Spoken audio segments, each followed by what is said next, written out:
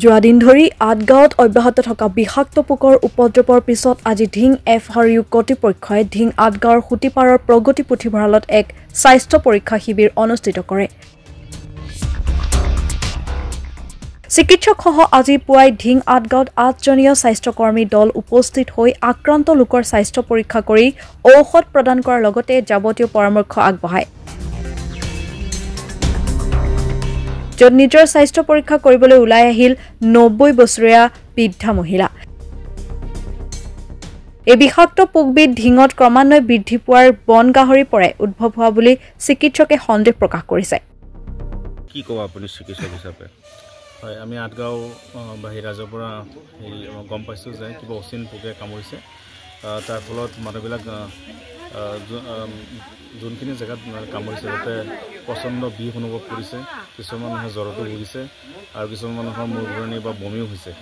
তো এইবিলাক পেচেণ্টখিনি নৰ্মেলি ঢিং FRUত আমি পাইছোঁ। তো তাৰ ফালৰ পৰা FRUৰ ফালৰ পৰা আমাক এটা হেল্থ কেম্প কৰাৰ অনুমতি দিছে, নিৰ্দেশ দিছে।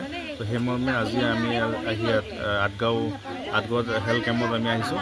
তো সেইমতে পেচেণ্টখিনিক আমি প্ৰাইমেৰী ট্ৰিটমেণ্ট পৰীক্ষা নিৰীক্ষা কৰাৰ পিছত প্ৰাইমেৰী যোনখিনি ট্ৰিটমেণ্ট দিব লাগে সেইখিনি আমি আজি দি আছোঁ। আৰু বাকী বেছি সমস্যাত ভোগা, বেছি জ্বৰ বা তেনেকুৱা বিষত আক্ৰান্ত হোৱা পেচেণ্টসকলক IDSP নগাঁওলৈকে পঠাবৰ কাৰণে নিৰ্দেশ দিয়া হৈছে। তো সেই মৰ্মে আমি কামবিলাক কৰি আছোঁ। এই পোকটো চিনাক্ত হৈছে নেকি আপোনালোকৰ? কিবা মানুহে লৈ আহি আছে, পোকে কামোৰা জেগাত পোকটো লাগি থাকে। তো আমি দেখা পাইছোঁ যে পোক কিছুমান মানুহে আকৌ লৈও আহিছে হেৰিত কৰি পেলাই। তো তাৰ পৰা আমি গম পাইছোঁ যে পোকে কামুৰিছে। নামটো পাইছে নেকি? পোকটো শুনা পাই আছোঁ যে আমাৰ আটগাঁও অঞ্চলত বোলে এই বনৰীয়া গাহৰি বা তেনেকুৱা বনৰীয়া জীৱ জন্তুৰ গাত পোকটো দেখা পোৱা গৈছে বুলি গম পাইছোঁ। তো মানুহবিলাকে লৈ আহি আছে আৰু কমপ্লেইন কৰি আছে যে এনেকুৱা হৈ আছে বুলি। এই বেমাৰটোৰ বিষয়ে কিবা নাম কিবা তেনেকুৱা? বেমাৰটোৰ কাৰণে IDSP নগত চেম্পুলবিলাক, ব্লাড চেম্পুল বা তেনেকুৱা টেষ্টবিলাক কৰা মানে সিহঁতে কৰিব। আৰু তাৰ কাৰণে IDSP ডিপাৰ্টমেণ্টে লৈছে, ব্যৱস্থা গ্ৰহণ কৰিছে। তো তাৰপিছতহে আমি গম পাব পাৰিম যে কি হৈছে। এইটো সঁচাকৈ দুৰ্ভাগ্যজনক। আজি প্ৰায় 10 দিনৰ ওপৰত 100ৰো অধিক মানুহ এতিয়ালৈকে এটা অচিন পোকে কামুৰিলে। আৰু তাৰপিছত আমাৰ স্বাস্থ্য বিভাগৰ লগত বিভিন্ন সময়ত যোগাযোগ হৈছিল যদিও তেওঁলোকে সেইটো সময়ত বস্তুটো অলপ পাতলাই দিয়াৰ কাৰণে আজি তাৰিখত এনেকুৱা এটা মহামাৰীৰ দৰে এটা মানে ৰোগ হ'বলৈ পালে।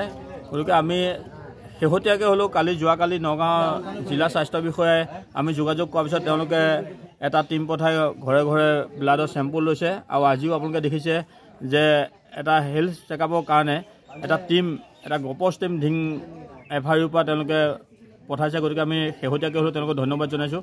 আৰু লগতে আমি মানে এতিয়া আমি স্বাস্থ্য বিভাগৰ পৰা তেওঁলোকে যিটো সন্দেহ কৰিছে যে বনৰীয়া গাহৰিৰ পৰাই এইটো হৈছে বুলি তেওঁলোকে সন্দেহ কৰিছে, আৰু আমাৰ ৰাইজেও সেইটোৱে সন্দেহ কৰিছে।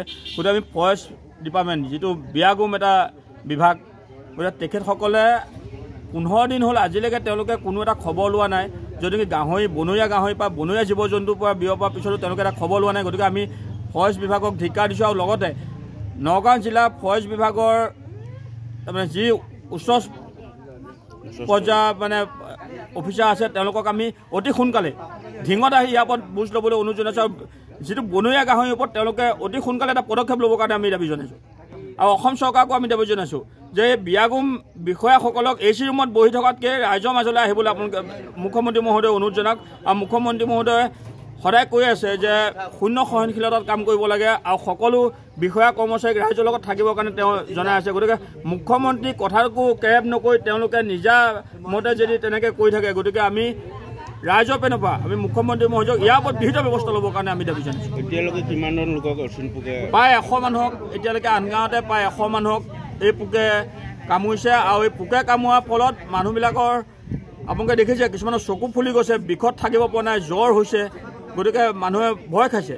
কাৰণ তাৰ মাজতে এটা নিউজ ওলাইছে যে আপোনাৰ মৰিগাঁও বৰঙাবাৰীত চাম শইকীয়া নামৰ এজন মানুহৰ এটা পোকে কামুৰি মৃত্যু হৈছে বুলি এটা খবৰ ওলাইছে। তাৰপিছত মানুহখিনি বেছি ভয় খাইছে। গতিকে এইটো নিৰ্মূল কৰিব লাগে অতি সোনকালে। আৰু বিভাগীয়ভাৱে যি পদক্ষেপ ল'ব লাগে সকলো পদক্ষেপ লৈ পেলাই আমাৰ ৰাইজক এটা সকাহ দিব লাগে।